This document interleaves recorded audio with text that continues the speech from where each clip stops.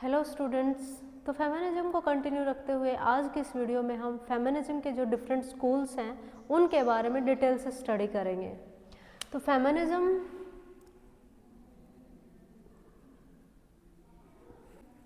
Feminism के जो prominent schools हैं, लिबरल फेमिनिज्म, फिर है मार्क्सिस्ट या socialist feminism, socialistic feminism and radical feminism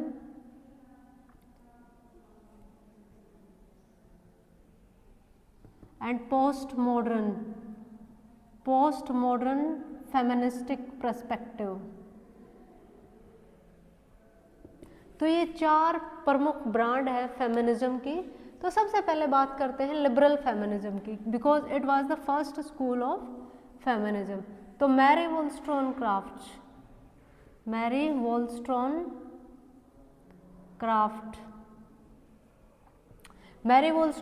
पे मेरी एक सेपरेट वीडियो भी है, आप वो देख सकते हो। तो मैरी वोllस्टोनक्राफ्ट को मदर बोला जाता है लिबरल फेमिनिज्म की, mother of liberal feminism, because she was the first person जिन्होंने फ्रेंच रेवोल्यूशन के टाइम पे, यानी कि 1789 में फ्रेंच रेवोल्यूशन हुआ था, उस टाइम पे एक सेपरेट चार्टर प्रेजेंट किया था विमेंस के राइट को लेकर। क्योंकि जो फ्रेंच रेवोल्यूशन था उसमें जो चार्टर प्रेजेंट किया गया था वो सिर्फ मेल जो मेंबर होते हैं उनके राइट्स को लेके प्रेजेंट किया गया था। यानी कि फ्रेंच रेवोल्यूशन हुआ था, फ्रेंच रेवोल्यूशन, और इसमें जो चार्टर था वो सिर्फ मेल के राइट की बात कर रहा था, यानी कि पुरुषों के अधिकारों की बात की गई थी इसमें। लेकिन मैरी वोllस्टोनक्राफ्ट जिन्होंने फ्रेंच रेवोल्यूशन को अप्रिशिएट किया था क्योंकि वो ट्रेडिशन से ब्रेक कर रहा था, तो उस टाइम पे फ्रेंच रेवोल्यूशन के टाइम पे मैरी वोllस्टोनक्राफ्ट ने फीमेल के राइट्स के लिए सेपरेट चार्टर प्रेजेंट किया था। ठीक है। तो जो लिबरल फेमिनिज्म था इसका बेसिक जो कंसर्न था वो क्या था? लिबरल फेमिनिज्म बात कर रहे हैं लीगल इक्वालिटी की। Legal equality means equality before law.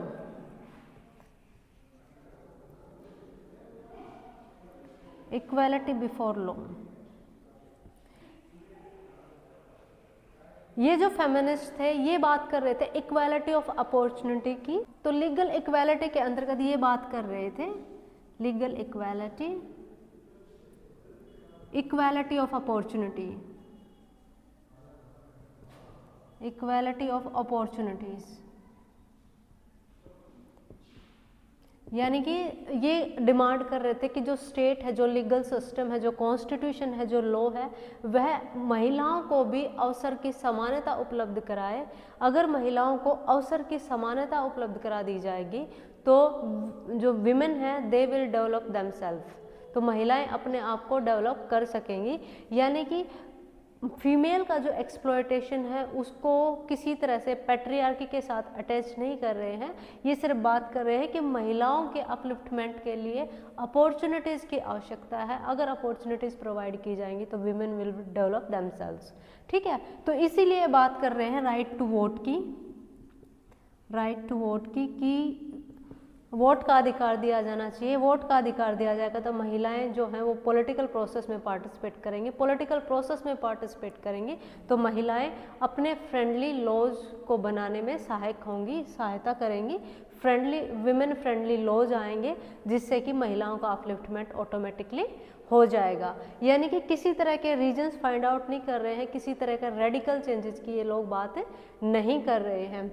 तो इस तरह से जो लिबरल फेमिनिज्म था वो बेसिकली सॉफ्ट ब्रांड थी फेमिनिज्म की। इनका जो बेसिक लैकिंग फीचर थे या क्रिटिसिज्म थी जो सोशलिस्ट थिंकर्स ने की है वो ये है कि ये कहीं पर भी महिलाओं के शोषण का जो रियल कोज है पैट्रियार्की, प्राइवेट प्रॉपर्टी, उसको आइडेंटिफाई, उसको हाईलाइट नहीं कर रहे हैं। तो इसके कंटेक्स्ट में, इसके क्रिटिसिज्म के कंटेक्स्ट में जो सेकंड जो स्कूल ओरिजिनेट होता है वो सोशलिस्ट या मार्क्सिस्ट फेमिनिज्म। जो सोशलिस्ट स्कूल है इसके अंतर्गत इसने एक बुक लिखी है origin of family, private property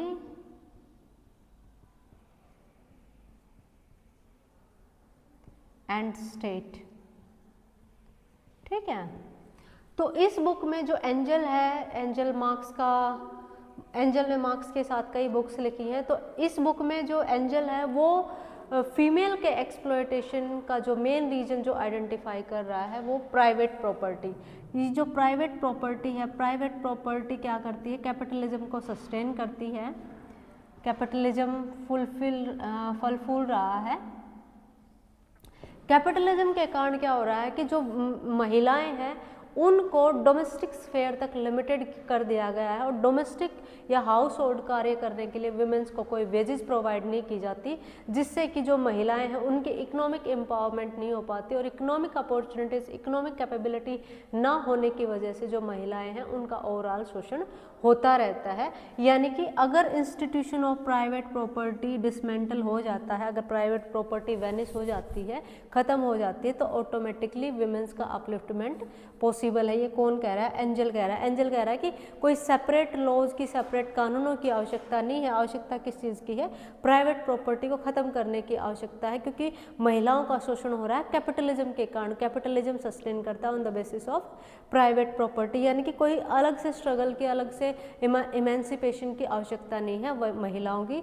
यानी कि ये जो जेंडर का जो इशू है, जेंडर के इशू को क्लास के साथ अटैच कर रहे हैं। ठीक है, यानी कि जैसे वर्कर्स का एक्सप्लॉयटेशन होता है वैसे ही महिलाओं का एक्सप्लॉयटेशन होता है। तो अगर वर्कर्स और महिलाएं एकत्रित होकर कैपिटलिज्म के खिलाफ रेवोल्यूशन करेंगे तो क्या होगा? कैपिटलिज्म विल वैनिश अवे और उसकी वजह से प्राइवेट प्रॉपर्टी खत्म हो जाएगी और महिलाएं लिबरेट हो जाएंगी। They will participate in domestic as well as external जो स्फेयर है उसमें पार्टिसिपेट करेंगी, जिससे उनका इकोनॉमिक एम्पावरमेंट होगा, जिससे उनका ओवरऑल एम्पावरमेंट हो सकेगा। यानी कि एंजल डिमांड करता है, महिलाओं को कहता है कि आप वर्कर्स का जो मूवमेंट्स है उसमें आप वर्कर्स को सपोर्ट करो अगर आप अपने आप को लिबरेट करना चाहते हो। ठीक है, उसके बाद जैसे लेनिन है, लेनिन ने भी महिलाओं को सेंट्रल पोजीशन दी है। और जो स्टालिन था, हालांकि स्टालिन ने महिलाओं को ज़्यादा इंपॉर्टेंस नहीं दी, क्योंकि वो महिलाओं का जो मदर का जो रोल है उसको अप्रिशिएट ज़्यादा करता है कि महिलाएं ऐसी जनरेशन को प्रोड्यूस करे, ऐसे बच्चे पैदा करे जो कम्युनिज्म को, सोशलिज्म को सस्टेन कर सके। यानी कि महिलाओं को फिर से लिमिट कर रहा है स्टालिन डोमेस्टिक स्फेयर में, चाइल्ड बियरिंग रोल में। अब जो मार्क्सिस्ट जो स्कूल था फेमिनिज्म का, इसकी भी फर्दर क्रिटिसिज्म होती है, क्योंकि जो फेमिनिस्ट स्कॉलर है उन्होंने रियलाइज़ किया कि जो मार्क्सिस्ट स्कॉलर हैं फेमिनिज्म के, वो क्लास को ज़्यादा इंपॉर्टेंस दे रहे हैं, जेंडर को कम इंपॉर्टेंस दे रहे हैं। लेकिन आवश्यकता क्या थी कि जो फीमेल्स का एक्सप्लॉयटेशन का जो रियल कोज है उसको आइडेंटिफाई करके फीमेल्स के लिबरेट करने की बात करनी चाहिए थी फेमिनिस्ट को, मार्क्सिस्ट फेमिनिस्ट को। लेकिन वो जेंडर तक ही, वो क्लास तक ही लिमिट होके रह गए। तो उस अवेंजी में या उस कंटेक्स्ट में नया स्कूल एमर्ज होता है जो है रेडिकल फेमिनिज्म। मार्क्सिस्ट जो स्कूल था, इसकी क्रिटिसिज्म में रेडिकल फेमिनिज्म की ब्रांड इवॉल्व होती है फेमिनिज्म की। इसको सेकंड वेव ऑफ फेमिनिज्म बोला जाता है, सेकंड वेव ऑफ फेमिनिज्म। तो जो रेडिकल फेमिनिस्ट हैं, रेडिकल फेमिनिस्ट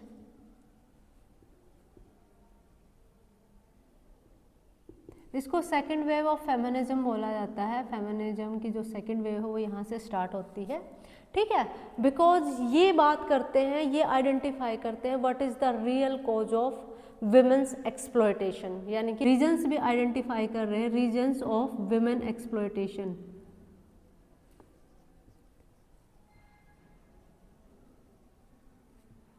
ठीक है, इट वाज साइमन डी बेवियर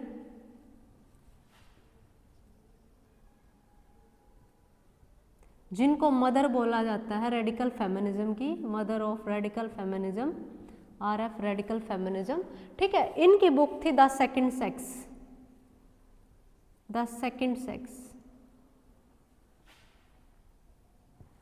जिसमें ये कैटेगोरिकली एनालाइज करती है कि विमेंस का एक्सप्लॉयटेशन कैसे होता है, क्या आइडियोलॉजी क्रिएट की जा रही है, क्या सस्टेनेंस किया जा रहा है समाज में, किस तरह की विचारधारा का, जिससे कि विमेंस का जो एक्सप्लॉयटेशन है वो बना हुआ है। ठीक है, तो ये अपने एनालिसिस में जो एग्जिस्टेंशलिज्म अप्रोच का प्रयोग करती हैं। एग्जिस्टेंशलिज्म अप्रोच मार्क्सिस्ट फ्रेमवर्क में ही है। किसने? सात्रे ने यूज किया था, जेन पॉल सात्रे ने। ठीक है, तो उसके एग्जिस्टेंशलिज्म को यूज कर रही है कि विमेंस की जो एग्जिस्टेंस है उसको किस तरह से मैनिपुलेट किया जाता है, जो सिस्टम है, जो आइडियोलॉजी का जो सिस्टम है, समाज में जो प्रिवेलेंट विचारधारा है, ठीक है, जो मेल डोमिनेटेड जो समाज है वो किस तरह की विचारधारा को परपेचुएट करता है, जिससे कि फीमेल्स का एक्सप्लॉयटेशन हो रहा है। ठीक है, तो अपनी बुक में एग्जिस्टेंशलिज्म अप्रोच का प्रयोग करते हुए कहती हैं कि जो विमेन हैं, जो फीमेल हैं, उनको सेकंड सेक्स बोला जाता है। सेकंड सेक्स, सेकेंडरी स्टेटस है विमेन का, सेकेंडरी स्टेटस। जबकि जो मेल है, मेल को फर्स्ट सेक्स बोला जाता है। ठीक है, तो जो फर्स्ट सेक्स है, जो मेल है, वो जानबूझकर इस तरह की विचारधारा का क्रिएशन कर रहा है, इस तरह का सस्टेनेंस कर रहा है, जिससे कि फीमेल का डोमिनेशन वह कर सके।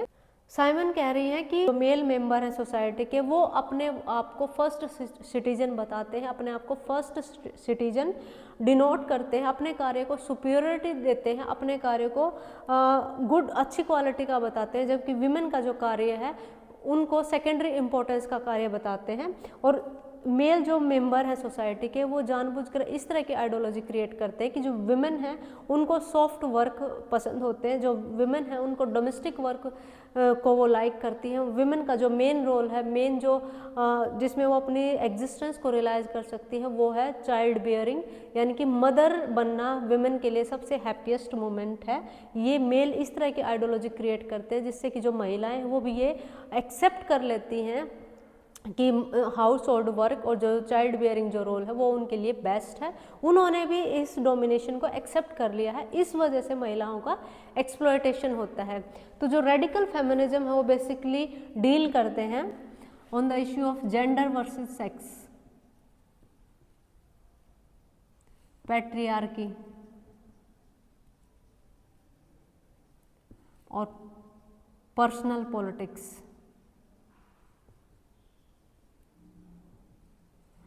and violence against women।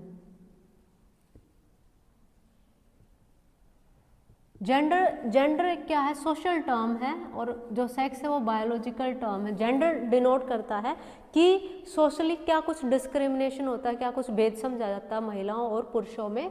जो पैट्रियार्की है ये मेल डोमिनेटेड सिस्टम है, जिसमें दिखाया जाता है कि पितर सत्तात्मक समाज है और जो मेल मेंबर हैं सोसाइटी के वो सुपीरियर हैं फीमेल मेंबर्स के कंपैरिजन में।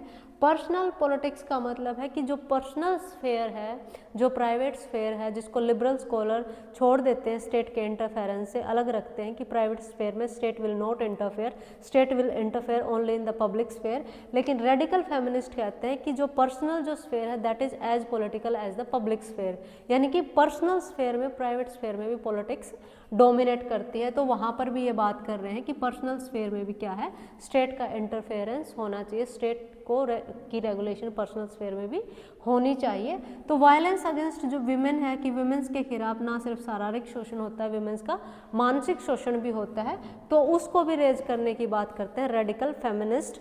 साइमन डे बेवियर कहती है कि वन इज नॉट, इनकी फेमस स्टेटमेंट है, one is not born women but one becomes women, कि एक कोई भी एक महिला पैदा होती नहीं है बल्कि समाज उसको महिला बना देता। बेटी फ्रीडन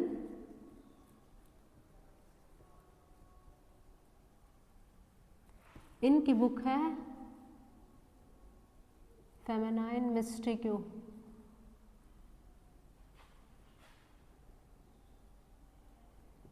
ठीक है, इस बुक में कहते हैं कि जो सो कॉल्ड फीमेल क्वालिटीज़ हैं, फीमेल्स कैरेक्टरिस्टिक है, वो जानबूझकर क्रिएट की गई है, डेलिबरेटली क्रिएट की गई है मेल मेंबर्स के द्वारा कि जो फीमेल की जो क्वालिटीज़ हैं वो सॉफ्ट होती हैं और जो मेल की जो क्वालिटीज़ हैं वो हार्ड होती हैं। जहाँ ये इस तरह से क्रिएट की गई हैं कि जो फीमेल मेंबर है वो इस पर बिलीव करना स्टार्ट कर दिया, वो इसको ट्रुथ मान लिया फीमेल्स मेंबर ने, इसीलिए उन्होंने भी अपने एक्सप्लॉयटेशन को और मेल के डोमिनेशन को स्वीकार कर लिया है। इसलिए जो आवश्यकता है वो इडियोलॉजिकल डोमिनेशन को कन्फ्रंट करने की आवश्यकता है, यानी कि जो सो कॉल्ड फीमेल क्वालिटीज़ हैं, सो कॉल्ड फीमेल क्वालिटीज़ हैं वो जानबूझकर डेलिबरेटली क्रिएट किया गया है मेल्स मेंबर्स के द्वारा आज, ठीक है। तो उसको कन्फ्रंट करने की आवश्यकता पर बेटी फ्रीडन फोकस करती है। उसके बाद है सुला स्मिथ फायरस्टोन।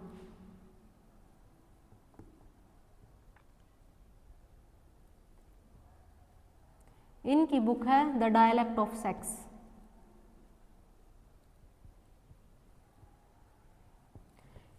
इस बुक में वो कहते हैं कि जो डायलेक्ट ऑफ क्लासेस हैं, डायलेक्ट्स ऑफ क्लासेस जो मार्क्स बात कर रहा था, वो रिकॉन्साइल हो सकते हैं, वो ख़त्म हो सकते हैं, लेकिन डायलेक्ट ऑफ क्लासेस से ज़्यादा इम्पोर्टेंट है डायलेक्ट्स ऑफ सेक्स, क्योंकि मेल और फीमेल के बीच में जो कॉन्ट्राडिक्शन है वो इररिकॉन्सिएबल है, उनको रिकॉन्साइल करना बहुत ही मुश्किल है, क्योंकि जो मेल डोमिनेशन है सोसाइटी में, मेल मेंबर अपनी जो पावर है, अपना जो डोमिनेशन है उसको कभी भी कम करना, कभी भी छोड़ना नहीं चाहेंगे, और जो फीमेल मेंबर है वो they are not in the position कि वो मेल को डायरेक्टली कन्फ्रंट कर सके। इसलिए कहते हैं कि डायलेक्ट ऑफ सेक्स की बात करनी चाहिए, ना कि डायलेक्ट्स ऑफ क्लास की बात करनी चाहिए।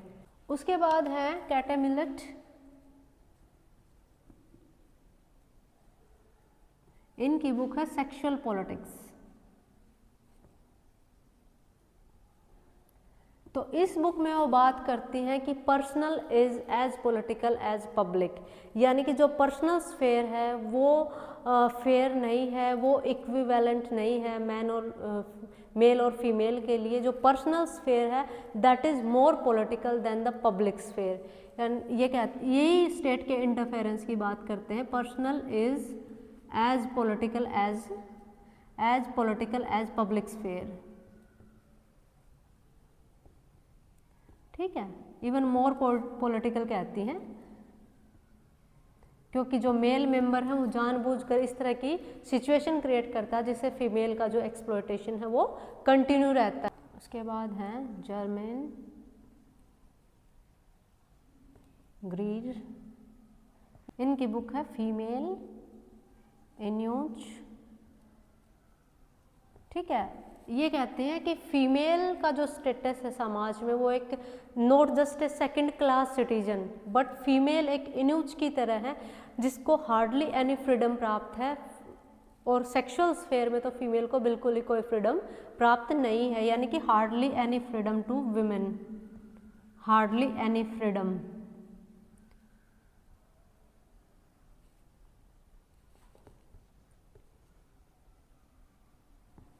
ओके, उसके बाद है कैथरीन मैकिनॉन। वो फेमिनिस्ट थ्योरी ऑफ स्टेट देती हैं। थ्योरी ऑफ स्टेट, जब हम थ्योरी ऑफ स्टेट करेंगे ना, जब हम इसको करेंगे डिटेल में, अभी के लिए इतना है कि इन्होंने जो नारीवाद है उसके संदर्भ में स्टेट की व्याख्या की है। कहते हैं कि जो स्टेट के जो लॉज है, स्टेट एक इंस्ट्रूमेंट है जो विमेन के एक्सप्लॉयटेशन को सस्टेन करता है, क्योंकि स्टेट में के जो पॉलिटिकल अपार्टस है उसमें जो डोमिनेटिंग जो पोजीशन है वो मेल मेंबर्स की है। इसलिए कहते हैं कि जो फीमेल हैं उनको स्टेट के एक्टिविटीज़ में ज़्यादा से ज़्यादा पार्टिसिपेट करना चाहिए ताकि वो अपने फेवरेबल लॉज बना सके। उसके बाद है कैरोल पैटमैन। ये सोशल कॉन्ट्रैक्ट ट्रेडिशन को क्रिटिसाइज करती हैं, क्योंकि सोशल कॉन्ट्रैक्ट जो थ्योरीज हैं उसमें सिर्फ मेल मेंबर्स की बात की गई कि male members entered into the contract to create the state. ये कहते हैं कहीं पर भी फीमेल मेंबर्स का जिक्र नहीं किया गया है। इन्होंने सोशल कॉन्ट्रैक्ट ट्रेडिशन को क्रिटिसाइज किया है। ये कहते हैं कि जो सोशल कॉन्ट्रैक्ट ट्रेडिशन है उसमें कहीं पर भी फीमेल मेंबर का जिक्र नहीं किया गया है कि फीमेल मेंबर्स भी कॉन्ट्रैक्ट का पार्टी थी या नहीं थी। उनकी ऑटोमेटिक कंसेंट को वहाँ पर दिखाया गया है, जो कि गलत है। ठीक है, उसके बाद है आयरिस मैरियन यंग। ये डिफरेंशिएटेड सिटीजनशिप की बात कर रहे हैं। सिटीजनशिप, ये कहते हैं कि अगर महिलाओं का रियल में उत्थान करना है तो महिलाओं को डिफरेंशिएटेड सिटीजनशिप दी जानी चाहिए, क्योंकि महिलाओं का जो स्टेटस है, जो सोशल पॉलिटिकल जो स्टेटस है, वो मेल के कंपैरिजन में अलग है। इसलिए मेल के कंपैरिजन वाली जो सिटीजनशिप मेल को प्रोवाइड की जाती है वो फीमेल के लिए सूटेबल नहीं हो सकती। फीमेल का असली डेवलपमेंट तभी हो सकता है जब उनको डिफरेंशिएटेड सिटीजनशिप प्रोवाइड किया जाए, डिफरेंशिएटेड राइट प्रोवाइड किया जाए, जो उनके ओवरऑल डेवलपमेंट के लिए हेल्पफुल हो। मार्था नूसबम,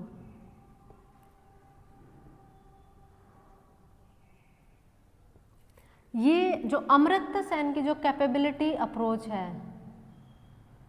अमर्त्य सेन बात करते हैं ना कि कैपेबिलिटी बिल्डिंग पर फोकस होना चाहिए, इक्वालिटी ऑफ अपॉर्चुनिटी से काम नहीं चलेगा, state has to create capabilities within the masses. तो उसी को कहती है मार्था नूसबम कि स्टेट को जो विमेन है, जो फीमेल कैंडिडेट है, उनकी कैपेबिलिटी बिल्डिंग की तरफ ध्यान देना चाहिए। इक्वालिटी ऑफ अपॉर्चुनिटी अगर महिलाओं को प्रोवाइड कर भी दी जाए तब भी महिलाओं के अंदर इतनी कैपेबिलिटी नहीं है कि वो उन अपॉर्चुनिटीज़ का यूटिलाइज कर सके। इसलिए अगर महिलाओं का इमेंसिपेशन करना है, उत्थान करना है, तो उसके लिए उनके अंदर कैपेबिलिटी बिल्डिंग की आवश्यकता है, जो स्टेट के द्वारा की जा सकती है। तो ये था रेडिकल फेमिनिज्म का पर्सपेक्टिव। यहाँ पे रेडिकल फेमिनिस्ट जो पर्सपेक्टिव है वो सबसे ज़्यादा इम्पोर्टेंट है हमारे लिए, क्योंकि यहाँ पे बहुत सारे थिंकर्स भी हैं, इनके पर्टिकुलर विचार भी हैं, इनकी बुक्स भी हैं, इनके स्टेटमेंट भी हैं, जहाँ से क्वेश्चंस आ सकते हैं। उसके बाद जो पोस्ट मॉडर्निस्टिक पर्सपेक्टिव है, पोस्ट मॉडर्निस्टिक पर्सपेक्टिव, ये बेसिकली इनका जो पर्सपेक्टिव है वो बेसिकली क्या है कि जो फीमेल की जो क्वालिटीज़ हैं, फीमेल की जो सॉफ्ट क्वालिटीज़ हैं, जिनको रेडिकल फेमिनिस्ट कह रहे थे कि इनको जानबूझकर इनकलकेट किया गया है, ये एक पोस्ट मॉडर्निस्ट कहते हैं कि जो फीमेल की जो सॉफ्ट क्वालिटीज़ हैं उनको फीमेल्स को यूटिलाइज करना चाहिए अपने डेवलपमेंट के लिए, यानी कि एक रेडिकल वे में अपनी सॉफ्ट क्वालिटीज़ को फीमेल के द्वारा यूटिलाइज किया जाना चाहिए। ये कंप्लीट सेक्सुअल फ्रीडम की बात करते हैं, ये जो फेमिनाइन क्वालिटीज़ है उसका और एक्सप्लॉयटेशन की बात करते हैं। विमेन के द्वारा अपनी जो फेमिनाइन क्वालिटीज़ है उनका अपने द्वारा एक्सप्लॉयटेशन किया जाना चाहिए, यानी कि उनका भरपूर उपयोग किया जाना चाहिए। ब्यूटी है, अट्रैक्शन है, उन सब का फीमेल के द्वारा अच्छी तरह से प्रयोग किया जाना चाहिए। ये मतलब ब्यूटिफिकेशन, महिलाओं के ब्यूटिफिकेशन के भी अगेंस्ट नहीं है ये स्कूल। तो ये थे डिफरेंट स्कूल ऑफ फेमिनिज्म। यहाँ से जो क्वेश्चंस आ सकता है वो यहाँ पे कोई भी स्कूल के बेसिक फीचर्स क्या हैं, कौन से थिंकर्स कौन से स्कूल से एसोसिएटेड है, उनकी बुक्स वगैरह पूछ लेंगे, ठीक है, और उनकी फेमस स्टेटमेंट पूछी जा सकती है यहाँ पे। तो thanks for watching this video, please like, share, comment and subscribe my channel. Thanks for watching this video.